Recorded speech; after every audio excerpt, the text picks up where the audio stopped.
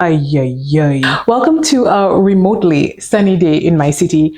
We have had cloudy days galore, and today the sun came out ever so briefly, and I thought I just need to film my favorites video by the window today so I can prove that I do not live in a cave. I'm not trying to grow plants in a cave. I actually live in a place with sun.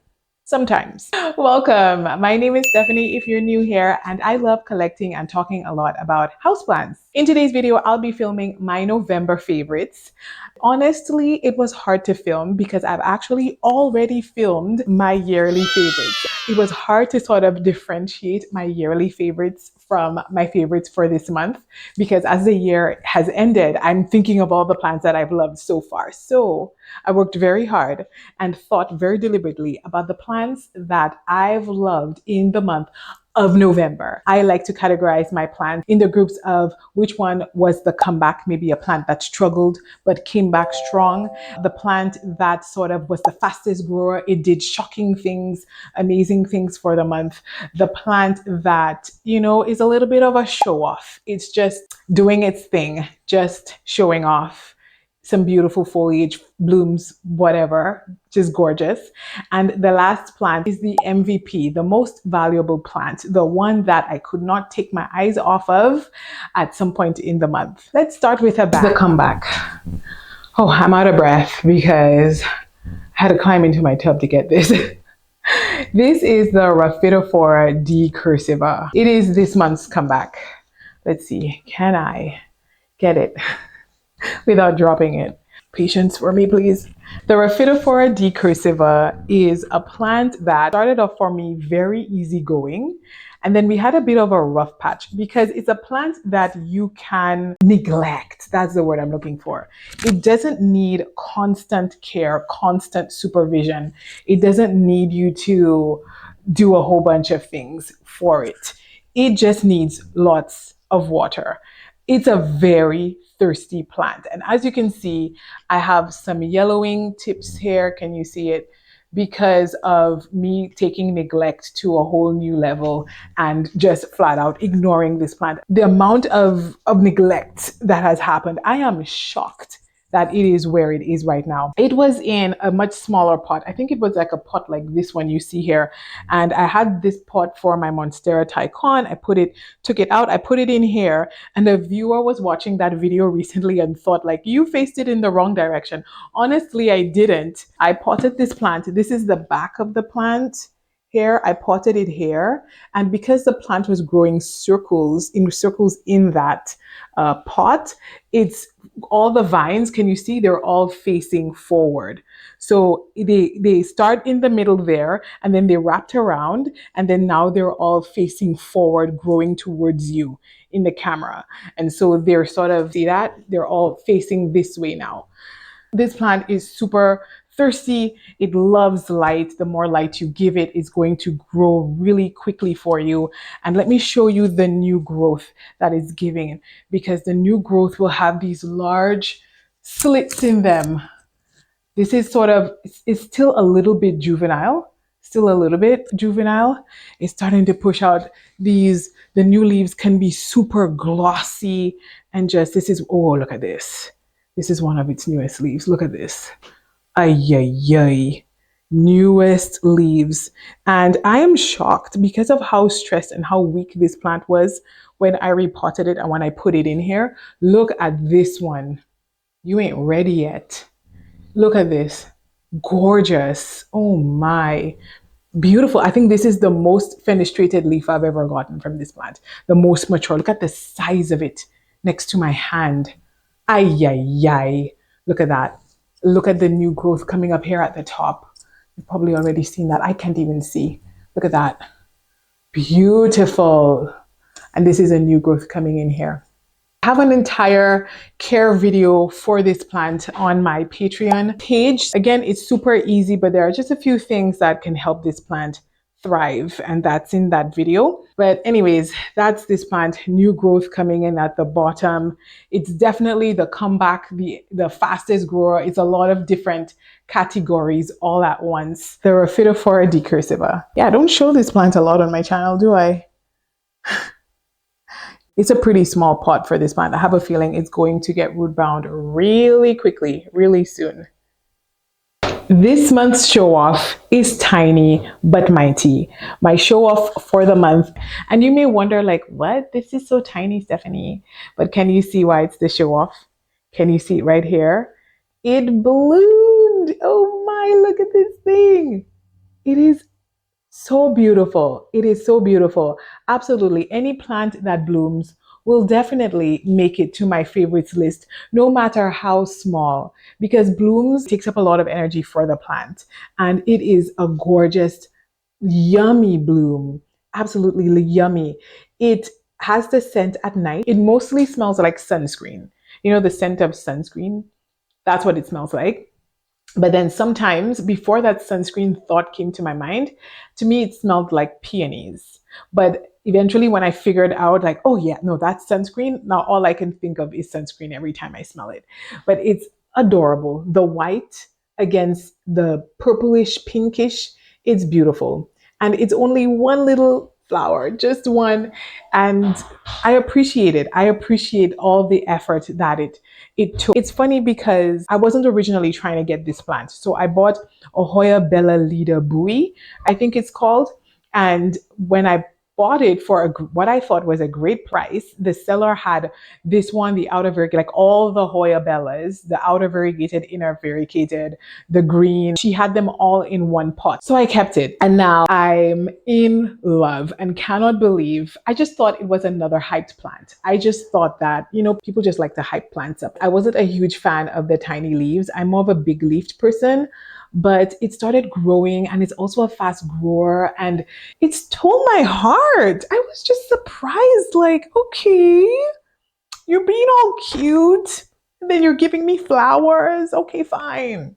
I regret it. You're not overrated. You're actually really nice. I'm sorry. That's how I feel now. So yeah, I love it. And you want an easy bloomer? I think the Hoya Bella roots very easily. It was a little bit bigger than this and I took a couple cuttings that I plan to stick back in here. It's growing in pond. The blooms are so heavy. You may notice my finger is in here. The bloom is so heavy for this tiny little plant that it's pulling it out of the pond.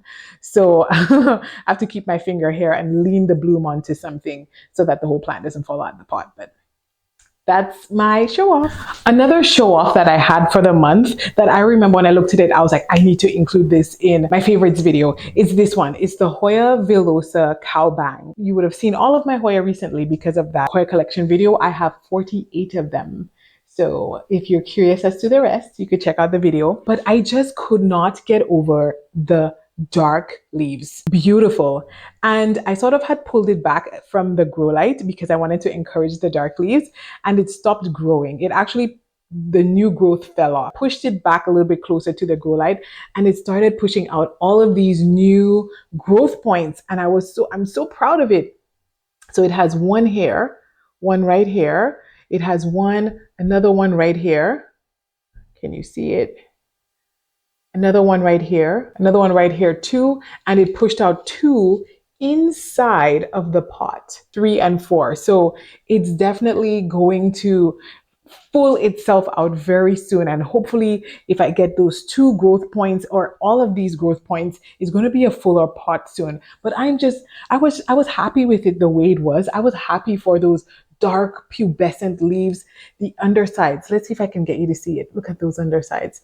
Can you see the hairs on the undersides of those leaves? Those very, very fine hairs. And the pubescence is gorgeous. It's easygoing. I don't think I've ever lost a leaf on this. It's just sort of that silent strength, that silent beauty. It's not dramatic. It doesn't ask for attention, but it's just so deep and gorgeous in its own way. So I just thought I need to call some attention. I need to talk about this plant and give it some love on my monthly favorites and also give it some water and clean out its reservoir. Love it. Like what you see so far? Let me know by hitting the thumbs up button down below and consider subscribing. About 70% of you watch my videos without subscribing. Don't be left out. Come on, join the fun. Okay, let's keep going. The next plant I would like to talk about is my fastest grower, and I don't want to try to pick it up because I think I'm going to drop it. And that would be my I'm looking over here because it's behind me on the floor. I'll insert some B-roll. But that is my Philodendron Xanadu. This plant, it is completely underrated. I got this plant because I originally wanted the Philodendron Tahiti, and that was rare and very hard to find in my area. And the only thing that came close, and there weren't a lot of videos about this plant actually online, was this one, the Philodendron Xanadu. And so I decided to get it and sort of scratch that itch for the Tahiti, and it sure did. It's a beautiful plant. The only thing I don't like about it, I would say, is its very long petioles. I'm not a big fan of long petioles because they demand a lot of space. But if you blast it with light, you will reduce the petioles significantly, but not as much as you'd think. It will somewhat reduce it. It's a really satisfying plant, a great grower. It has these beautiful lobes in the leaves. I call them like very much so like fingers, absolutely beautiful. And I've played with the idea of getting the Tahiti and selling this one. Imagine like maybe 2 years ago, I would have jumped at that. I would have jumped and sold this one and gotten the Tahiti. But I think I've fallen in love with this one so much. I wouldn't say that I prefer it over the Tahiti. I still think that the Tahiti is slightly more beautiful, but I think I love this one. I think I love the way it grows. It's such a fast grower, and I think I'd rather keep it. And to get both of them would be like having duplicates, even if they're technically not, but they're too similar. And I don't want to fall out of love with this one. So I'm just going to enjoy the Tahiti from afar, and for now, and continue enjoying this one. The reason that you will see a lot of brown on the tips is because recently I divided it. So it was this huge plant. I have it growing in water. I've had it growing in water for maybe a year now because it's just so thirsty and so fast growing, and a very big rooter. Philodendron love to push out a lot of roots. And so because of that, I've had to take it out of its vessel, split it. I have an entire video of me doing that you can check out. I'll put the thumbnail here, or I'll link it for you to see. And I divided it, and I actually put them into 2 separate pots, but I put them together on the shelf right here underneath me. So you could see it sort of, whoopsie, you could see it a little bit in the camera here. So that way they're still really full. It still gives that full 1 pot look, but it's technically 2 separate plants. That way they can grow individually and have more room for their roots. You know, I don't like duplicates, but to me, I don't view it as a duplicate because they're sitting together. It's almost like filling out a pot, except they're in 2 pots because they can't all fit in the same pot. When I did that, it did complain quite a bit. It did push out a lot of very brown leaves, and I'm not going to cut it out. I was thinking of cutting it out before filming this, and I might. So it depends. Can you see the brown leaves? Did I leave it in? What did you do, Stephanie? Future Stephanie, what did you do? You'll see. I left it there. I left them there. Just let it do its thing. I hope so. I don't know. And something that I would mention is when I put it into the water, I should have let it callus off first. So when you cut a plant, you make a node, you cut a node, you make a cutting. When you do anything to sort of cause a wound in a plant, it's a good idea. I know this is common knowledge, but this is not something that I have the patience to do. But it's a good idea to wait at least an hour, sometimes overnight, to let it callus over, just to let that wound sort of dry up a little bit before putting it into water.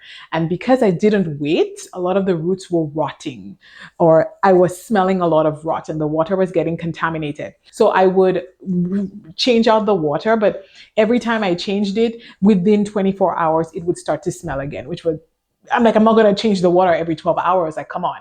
So pro tip from my mother. I can't take credit.